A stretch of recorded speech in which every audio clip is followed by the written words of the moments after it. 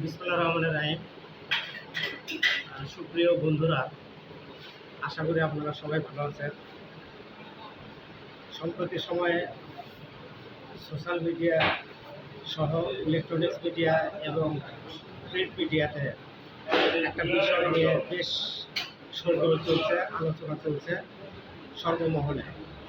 সেটি হলো যে রাসেল ভাইপার নামক একটি সাপকে কেন্দ্র করে।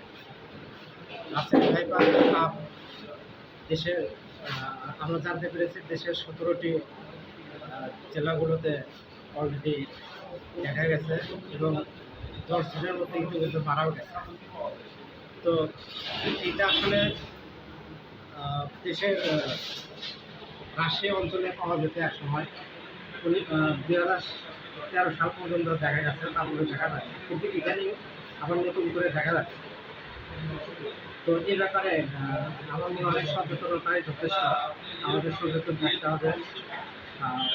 কৃষকরা পরামর্শ দিয়েছেন, কৃষকরা এখানে ধান কাটতে যাবে ট্রাম বুট করার জন্য পরামর্শ দিয়েছেন এবং যে ট্রাম করার জন্য পরামর্শ দিয়েছেন এবং যে অর্থাৎ যাকে সামলানো হবে উনিও গভীর লোকজনের কাজ করবে। সেটি আপনাদের সময় নষ্ট কোনো ওঝা বা কবিরাজের কাছে যাবেন না। আপনারা সরাসরি স্থানীয় কোনো হাসপাতাল বা ক্লিনিকে যাবেন, যাওয়ার পরে সেখানে আপনাকে ভেনম ভ্যাকসিন দেওয়া হবে।